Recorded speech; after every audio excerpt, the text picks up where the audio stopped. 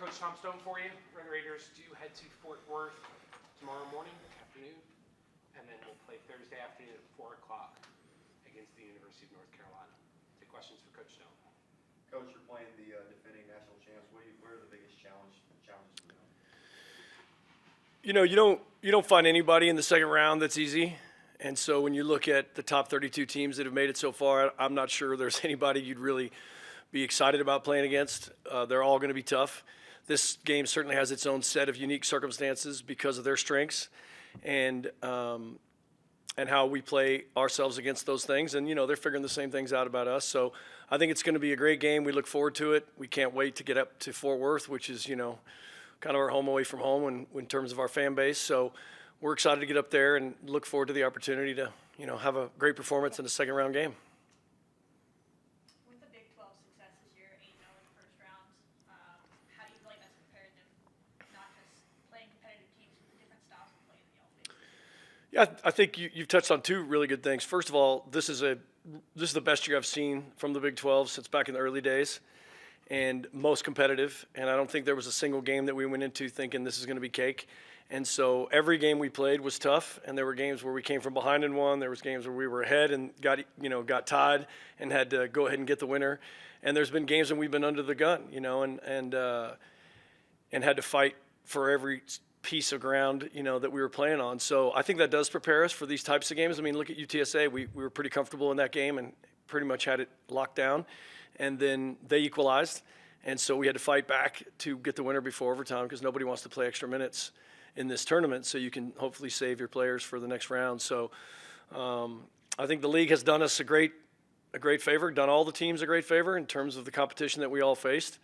And we're proud of what the Big 12 has done, and hopefully, you know, a big group of us can move on from here.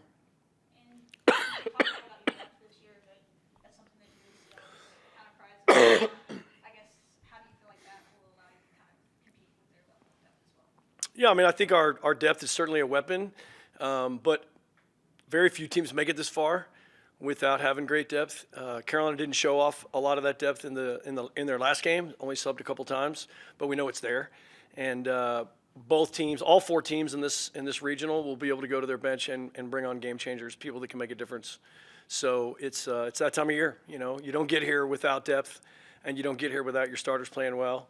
And if you lose the bottom part of your roster at this time of year, if they're not out at practice every day kicking butt, making your starters better, then it's a problem. And that's one of the things that we've talked about for the last 3 weeks is to be sharp, to fine-tune the things about our team that needs help and needs to grow still because we're still trying to get better, but also to make each other better. And, I mean, our game changers, reserves, have been phenomenal. I mean phenomenal. Like today might have been Kendall's best practice ever. I mean, KJ was on fire today, flying down the wing, great service. You know, she can see her future, and we can see her future here. And so when that's happening, and it's not just 13 or 14 players that are, you know, expected to play the most minutes, when they're the only ones playing, it's kind of a downer for the whole squad. But I don't think I've had a team where from, you know, 1 to 27, those are our healthy players. From 1 to 27, everyone's crushing it. We have 3 goalkeepers that are all killing it. So when Faith has to take a rep off or when Faith steps out of, you know, reserve team training, the other 2 are crushing it.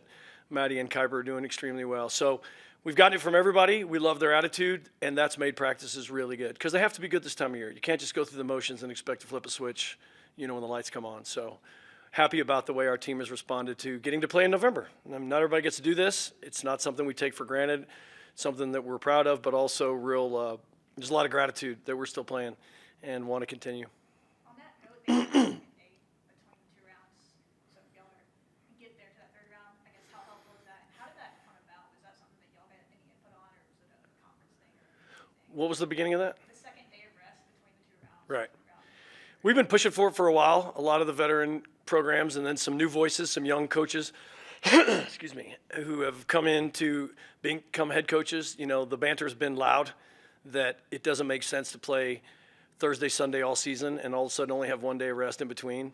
2 years ago when we hosted this regional, we had 1 day between games, and it was hard. The fun part was, I think at this time of year, even if you only have that 1 day, man, you're ready. I mean, we didn't have any drop off in terms of our obviously not our fitness, but our enthusiasm, nobody was sore. You just didn't have time to think about that. And so even with the 1 day this time of year, it's more manageable than it would be throughout the year, but it's certainly better for health, makes the games better. And if somebody goes to overtime in PKs, for example, they're going to be worn out with 1 day's rest, but they're not going to be as worn out certainly with 2. So, yeah, I think it gives everybody a better chance to win the game, both games. What benefit, if any, it is having this in Fort Worth? We've never had such a great place to go for the second and third rounds. We've been to Florida State. We've been to Utah. We've been to places far away that we didn't love the weather. We didn't love the humidity. We didn't love whatever we didn't love about it because they were great distances. Even getting to Raleigh, North Carolina is not a cakewalk from here. So getting to Dallas for the game is a place we're familiar with, obviously very familiar with the host team. And, you couldn't get more people to come to a Tech game out of town than in Fort Worth, other than right here in Lubbock, Texas. So we're happy about it. We know that doesn't mean you're going to win the game. It just means it makes travel easier, and we'll have a good crowd. Losing to UNC and then knocking you out of the tournament 2 years ago in 2023, does it seem like any sense of redemption for some of the older athletes on the team? I think you can let yourself go down that road. People use the word revenge or whatever. I think that's a complete waste of time and emotional energy. They were great that year. They're very, very good again this year. So it's not something we really talk about. They're the team in front of us. Can't be thinking about anything but that. And, we're honored to be on a field with a team that's had so much success through the years. Damon and certainly Anson, who built the program, have done a great job, and now Damon's killing it. So we know what we're up against, and we're respectful certainly of what they bring, and we're excited to be in this game. And I know it was a while ago, but is there anything specifically from that game that you're looking to change this time around? Besides the result? No, I think we came to play that day. I think we had chances to win the game. We had a breakaway late. We had a header in the 6th that could have put us up 2-1. And if we didn't have those chances, I think there would have been more of a feeling of, man, we really didn't perform at that level on that stage. But with more people we've ever had at a game and with the crowd the way it was and the opponent we were playing, we played extremely well. So we can lean in on that, knowing that it can be done. But as far as anything to really change, it's a different team, different forwards, different goalkeeper, different back line for both teams. So I think it's a 90-minute opportunity to get 90 more, and that's how we're looking at it. We're just kind of zeroing in on the task at hand. And in 3 of the last 4 games, you've gone into halftime in the lead, but allowed the other team to equalize the score within 15 minutes. How do you plan to improve that going forward? It's been discussed.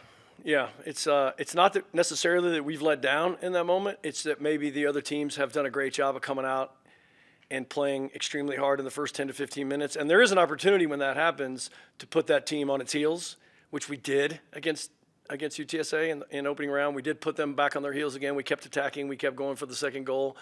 And then when they equalized, it wasn't because we had let down. It was because their goalkeeper struck an incredible serve that found its way into the back of the net. So that game really wasn't an example of giving up the lead in a way that it has happened in the past, but certainly been discussed. The team's well aware that those first 15 minutes to start the game are crucial, and that's where we've been great. But the first 15 of the second half, yeah, it's been a topic of discussion, not just from the coaches. I hear the players talking about it, so that's good. They're taking ownership in that.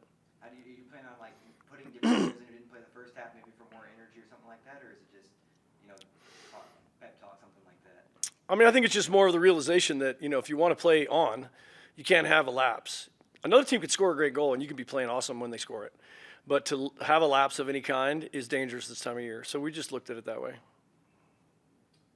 Coach, this is a UNC team that played Tennessee at the start of the year, lost that game, and then came back, beat them in the tournament in the first round. Just kind of talk about how that team's improved and what you see from them, from watching them and leading up to this game. Yeah, I think they're playing their best right now. They've certainly found a rhythm and found a way to keep people from scoring as much, and they're going to be a team that scores in most of their games. So I think they have gotten better, and they have improved their game and maybe found something that they like in terms of their system or methodologies. They're putting a lot of people behind the ball at times, which I don't know if they were doing that first year. We don't track teams we don't know if we're going to play all year long, but we're doing that this whole week. So we've gone back pretty far to watch, and yeah, they're definitely getting better, and so are we. Anything else, guys? What would it be Texas Tech fans in the Metroplex, even ones that want to travel?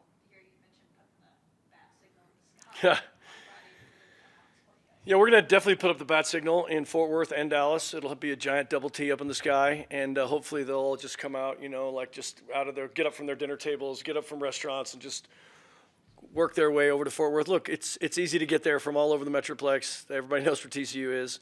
So we've always had a great turnout. People from the youth soccer community, this is a game that's got a lot of people's attention. If you look around, some have said this is probably one of the bigger games, and certainly it's our only big game because it's the one in front of us.